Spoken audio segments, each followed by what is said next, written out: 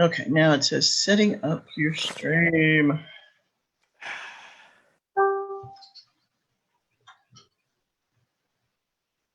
Okay, you're live. Yay.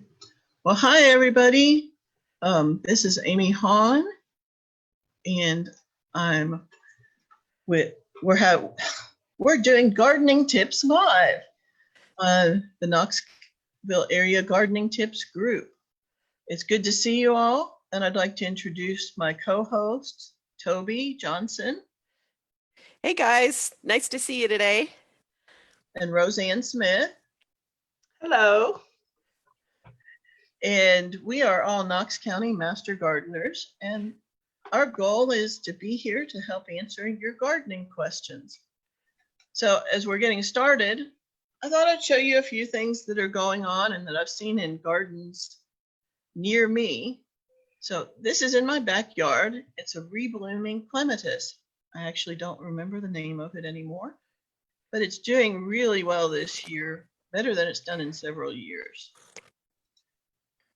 This is, a lot of people call this little guy a bee, but he's actually a syrphid fly. And they'll lay eggs on plants that have aphids on them, and their larvae eat many, many aphids. They're really beneficial, and the adults are actually good pollinators. This is an interesting thing I saw at UT Gardens.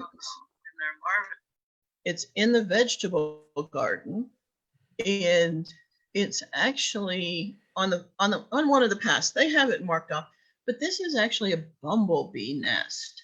You don't usually see those. And the little pot looking things are actually where they store their honey. But they're not, bumblebee nests aren't very big, and they don't really aggressively guard them. Now, this is a creature I expect to hear more questions about. That's actually a vole. It looks like a short, fat mouse. And that's actually also at UT Gardens. He was roaming between the herb spiral and the flower bed next to it. So I'm pretty sure we got a question about ants in your vegetable garden. So Toby, could you read that? Sure. This question comes from Erica in Campbell. I have a ton of ants in the garden. I'm worried they will kill my squash blossoms. How do you recommend dealing with ants in a veggie patch? Well, this is actually my vegetable garden about a month ago. And here you see a large fire ant mound. It was actually under a tarp for a while. So that's why it's so flat and not mounded up. The first thing is to identify what kind of ants you have.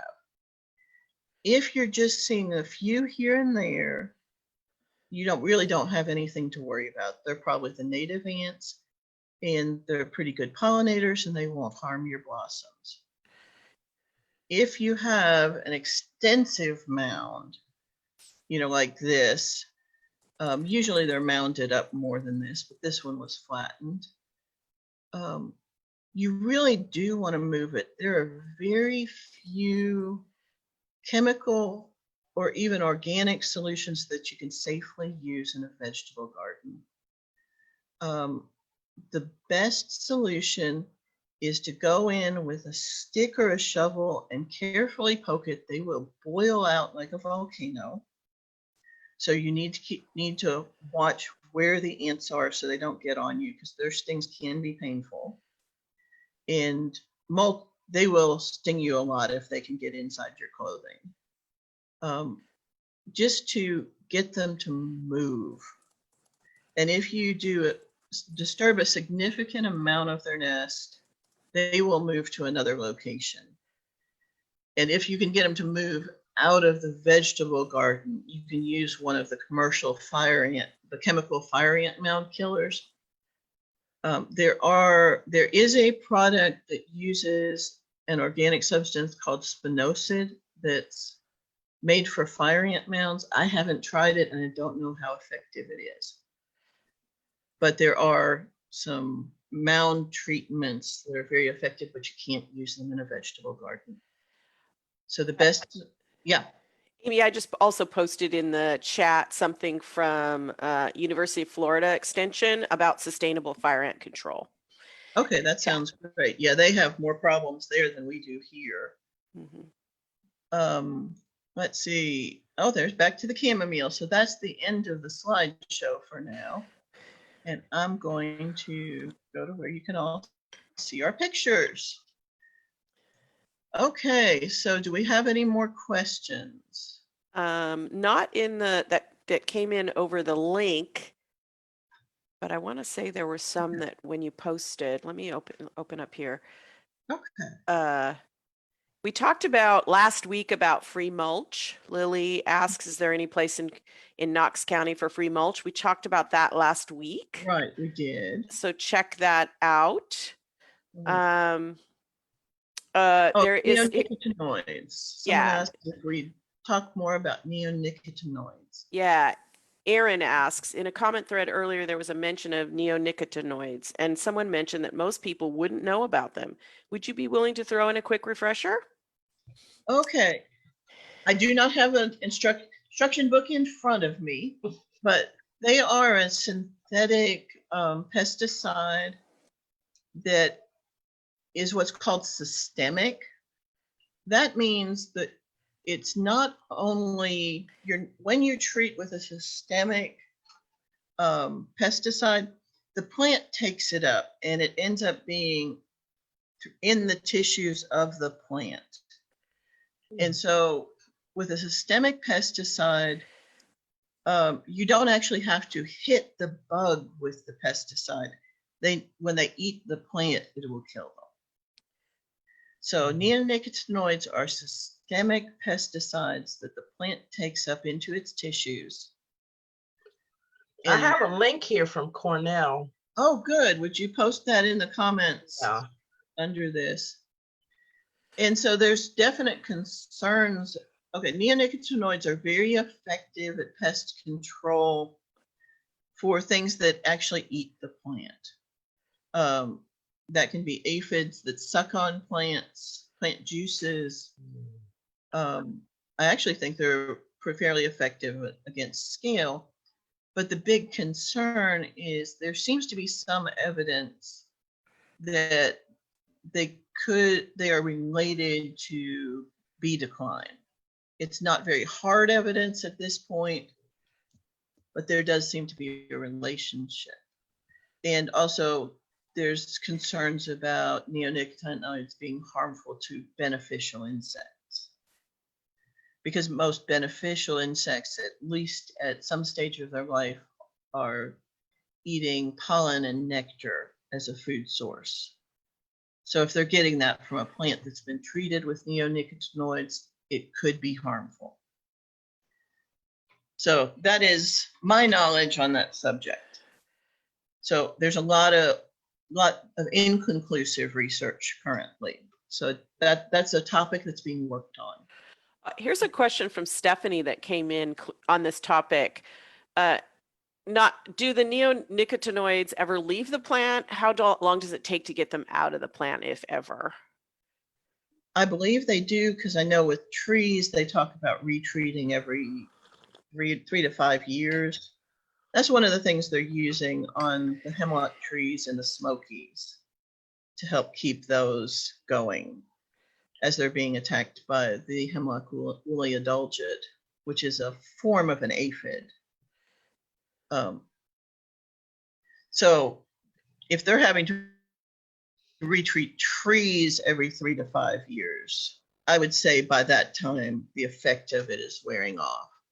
I don't know absolutely, I don't know very solidly. That reference that Roseanne posted might have some more information on that. Yeah, it has a lot of other links too. Okay, great. Awesome. For more information. Yeah. And okay. Do we have any other questions? Let's see here. No.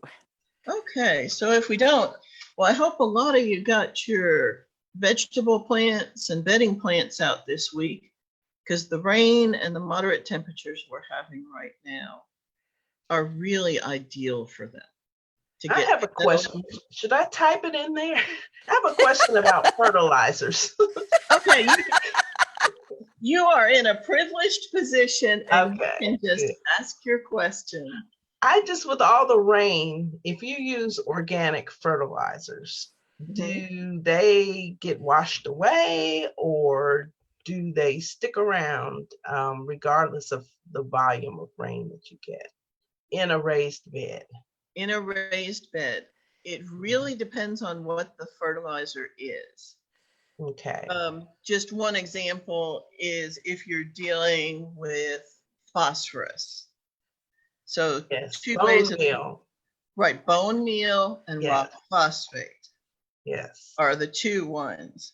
Bone meal might actually be, the nutrients might be washed out. Okay. Rock phosphate, which takes much longer to break down into a plant available form, it's got to have microbes work on it much more,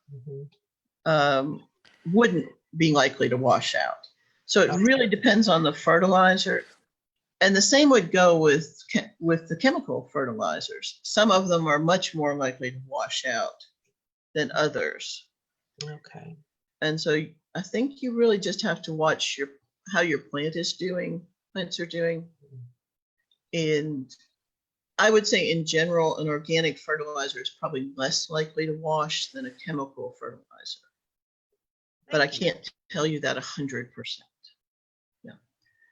So what is it? This week I was able to get my tomato row planted, my squash last week. So they're looking really nice. And I have some, what is it, lazy housewife pole beans that are starting to climb their strings. Yeah. Amy, Yes. when you transplant tomatoes, I've been reading about nipping off some of the bottom branches or leaves and planting it on an angle so that where those branches came off, those become root nodes and they root better that way. Have you ever done it that way? I have planted them at an angle when I've accidentally let my plants grow too tall and leggy. Okay. To where, because you don't really want to set your plant in with the bottom of the root ball 18 inches deep. I have had those, and I will plant those sideways. You have to be really careful because usually you bend, you'll curve the stem up, and you have to be really careful. I've actually snapped stems. Okay. Accidentally doing that. Okay. But you can also, just plant them a little deeply. That's why I don't mind leggy, when you start from seed and they kind of get leggy, but with tomatoes, you can kind of plant them deeply and pull off the bottom leaves and mound the dirt up over those holes and roots will grow. Yeah, I've actually done that if I accidentally let my peppers go leggy too. I'll plant them, with a node, that's where the leaves come out. I'll plant that in the ground too. And they seem to form roots there too, just not as vigorously as tomatoes do. Oh, I didn't know peppers did that. And I don't know that I looked into this just recently, and in our climate, we have two different things going on with tomatoes that would affect how you plant them. And so I looked into the studies because, we're taught that you should plant tomatoes deep so that they can grow extra roots and that you'll get more productivity out of that. I looked into it, and the studies that were the evidence for that were done in irrigated fields where there was a plastic mulch put down. And so one of the big problems we have here with tomatoes is, I call them leaf spotting diseases. It's early blight, septoria leaf spot, and there's actually a couple others, that cause leaf spots, and they're it's soil that's splattered up onto the leaves is where that comes from. Oh, okay. The organisms are actually endemic in our soil. You can't get rid of them. They're there. You can have a little bit less or a little more, but the organisms are going to be there to cause those diseases. So they splatter up. So we tell people to take the lower leaves off their tomatoes, but we're also telling them to plant their tomatoes deep. So when you plant them deep, the leaves are near the soil. So I want someone to do a study where they test planting them deep versus planting them, leaving that leggy tomato above ground where you have that distance between the first leaves and the soil so it won't splatter up. And I want to see what happens without plastic and what kind of productivity you get. I haven't been able to find any research that's been done with that kind of setup. Hey, Amy, on that topic of blight and leaf spot, Debbie posted about 20 minutes ago further on down in the group. Her basil was fine yesterday, but today it looks like this. What is eating it? I can't find any bugs on it. And it's got those black, it looks like if you scroll down on I don't know if you can see it later, further down, but it has those black spots and it looks like something's eating it, but I think maybe the leaf is just parts of the leaf are just coming off, because I had the same thing and I looked it up, and I believe on my plants that looks similar to that it was from that disease in the soil and the splashing. What do you think? Let's see, let me look at this. I found your pictures. Let's see. So let me just share my screen if I can figure out how to do this again so that everyone can see what we're talking about without having to try to search for it. So these are Debbie's pictures. Yep. And that really, it does make me think of, there's a fairly new disease of basil called basil downy mildew. And I am not 100% sure, because with the basil downy mildew, there's usually more yellowing of the leaves than this. Yeah, I can't remember what I found because I looked it up and I can't remember what it was called, but it was caused by water splashing up.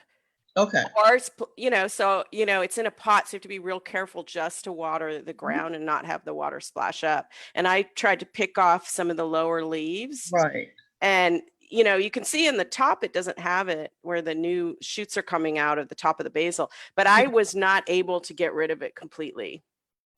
Right.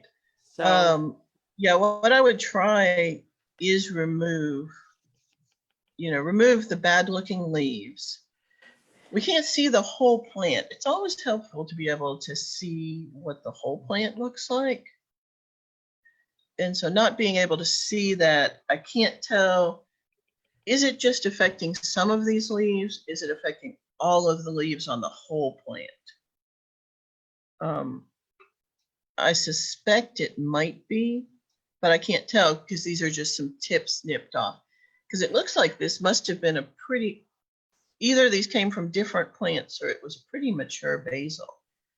So the other thing, I just looking online, many people mistake black spots on the leaves as a fungal infection, when in reality, it's due to early frost nipping the leaves. Basil leaves are very fragile. And I did put my basil out really early this year, and I didn't really protect it either.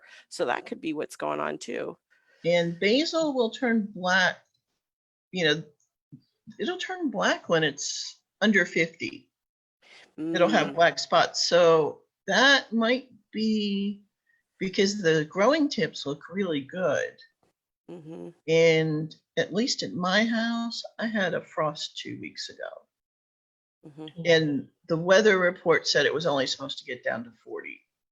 But my outdoor thermometer said it went down to 31.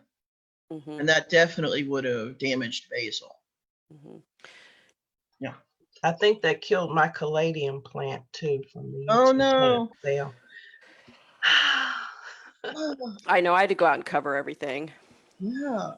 I had little baby starts of things, and then I had some big tomato plants. that I had to wrap with Agribon and just make sure. Oh, have fun. Uh, Well, I left it on for a few days because I'm like, let it heat up in there. They'll like it. It's like a warm, cozy blanket. Okay. So do we have other people with us today, or are we just by ourselves? No, we've got about 8 folk here. Okay. Kat, I saw Kat in the chat. Hey, Kat, nice to see you in Hi, the Kat. chat. So let's see, any other questions coming up? We have about 7 minutes left. Yeah, Kat did a wonderful video about tomatoes not too long ago. Maybe she can post the link in the chat. Yeah. Yeah. I was able to see that. Donna's here with her hot coffee in the Oh, chat. hot coffee's good. Yeah. Mine So, wasn't hot. so back to what we should be doing in our gardens right now. Amy, you were talking about putting out your seedlings. What are the pros and cons of putting your seedlings out now? What if you were like me and you started a little late? And so I'm still hardening off. I'm actually I'm not starving, but I've stopped kind of watering and I'm letting the soil dry out, and then I'm going to start hardening off. Mhm. Am I too late? Am I going to miss the game here? Well, it depends what you're growing. Tomatoes, peppers, I have some lettuce starts too. Lettuce you might be a little too late on. Yeah, I might be. Yeah, lettuce doesn't like hot weather. I might put it up by the side of my house. Sometimes the really shady area, it will, because I've had like rocky top lettuce work okay there. Right. But one of the things is, okay, our first frost in the fall is about October 31st, the end of October. So we have about, I just looked this up the other day, we have about 150 frost-free days left before then. Wow. Tomatoes usually start producing, when you set your transplants in, they'll start producing about ripe tomatoes between 60 and 80 days after you plant them. Squash, summer squash are 50 to 70 days before they have ripe fruit, and that's from seed. Now I have a question about that. I know you put squash seeds right directly in the garden. Does the garden soil have to be 70 degrees at night, or in order They to do better? They do better if the soil temperature is warm. And what I've heard is the soil temperature is usually, if you look at your average, your daytime high, your high and your low, the soil temperature will be in the middle between those two. And it's really germination temperature. So sometimes you can get around that. Like beans and squash like it really warm to germinate, but they'll actually grow in a little lower soil temperature. So you can actually pre-sprout some things or even soak them until you're seeing the seed swelling. And that'll help it even if the soil is a little bit cooler. I'll wait until I'm seeing that just a little bit of that seed, that root come out, and then I'll carefully plant it. Commercial growers can't do that because they're planting large quantities. I'm planting 4 squash seeds. Yeah. Yeah. Some of my squash, Roseanne, I planted all my different squashes direct seed. I did not soak my seeds. I did soak my bean seeds, and I nick them a little bit with a little bit of a knife on my hard seeds. I do that, try to get them, and then I soak them a little bit. I soak them overnight. But for my squash, I thought my acorn squash there was no way the seeds weren't viable. It had been like 3 weeks, and I was like, no, not viable. Well, last week it got a lot hotter. Yep. And boop. And then I have some little patty pan squash too that came up. So it really is about the soil temperature. So for some of those things, yeah. But anyway, Amy, you were talking about what's going on, 60, 70 days for your tomatoes. Yeah. Mm-hmm. Yeah. So we have a couple of questions here. Oh, great. good. Well, we have one. Devin wants to know, can I lay cedar clippings on my path in the garden? I don't see any issues Oh, with that. okay. That should be fine. That'll smell good too. Smell Yeah. good, should last a reasonable amount of time because Yeah. cedar's pretty rot resistant. Mhm. Yeah. And then another question about organic fertilizers. And Donna wants to share that for potassium, she uses green sand and kelp meal. So Amy, what do you use? I generally use, let's see, potassium, NPK. Okay. K is potassium. Yep. Wait. Okay. You know what? I generally, if on my vegetables, I buy an all-purpose organic vegetable fertilizer Mm-hmm. is what I use. And I look at the number, I want, reasonable amounts of all the nutrients, but not too much. Mm-hmm. And I follow the directions on the bag. Yeah. I know about the bone meal because when I did my soil tested out in every place I tested it as very low phosphorus. Really? And so that's something I have studied on and I've actively added it to the soil. Mm-hmm. But I really, that's really important when you want fruit, when you have something that you want the plant to grow. Yes. Yeah. And so I was seeing I had a garden at another house and it did great. And it was an older neighborhood and we moved here. And I could tell the difference in the way things were growing. Mm-hmm. If I'd been a new gardener, I wouldn't have had a clue. But I was like, my tomatoes just aren't doing good. And so I was able to tell. So that's where it's good to have other people giving you advice and bouncing things off. And that's what a lot of this group is for. Mm-hmm. Being able to say, does this look okay? And someone who's been gardening a while can say, yeah, don't worry about it. Or, yeah, I think you do have a problem there. And you should maybe do a soil test or check into it more. Let's see, is there anything else? Oh, another thing I was going to say. Do you all remember a while ago we did a poll asking about a gardening experience? And it's amazing. We've got a lot of really experienced gardeners in the group. There were over 100 really experienced gardeners that answered the poll. And a good number, and I think that was 5+ years of gardening experience. Mm-hmm. And then we had another level that was, I think, 3 to 5 years. And a good number of them too. Oh, we got one of those right with us. Yeah. I'm learning every day. Right. Gardening is such a learning experience. There's an art and a science to it. And it feels like there's no way to ever get to the end of it. No. Okay. So before we close, do we have any other questions? Oh, Jennifer just mentioned that she had the same thing happen with her squash seeds. They were in the ground a month and they popped up when I was covering for frost. Yeah. So you force the seeds in a way, depending.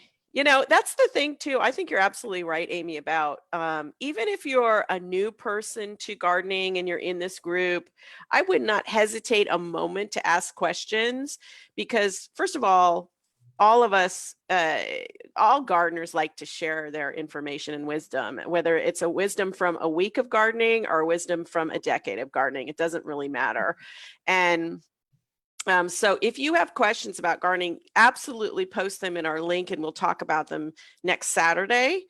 And you can also post and get other opinions in the group as well. So I just think it's a wonderful the only way, Amy and I were talking about this last week, the best way to learn is by doing, and you don't always get to experience every problem. In some ways that's a great thing, and in some ways it's not, because you never have to deal with it, but other people have had to deal with that problem or that question or that's different, the certain type of variety or certain, so I just think it's a wonderful group, and this group is so vibrant and active. I'm just so grateful for all of the people that have been posting. Yep. Well, what is it? It is after 9:30 right now, and so unless we have any specific questions from anyone, I'm going to put a picture back up, and then we will say goodbye. Goodbye. Happy Memorial Day. Happy Memorial Day. Yeah, y'all. happy Memorial Day weekend. And let me find the right button. And we will see you all next week.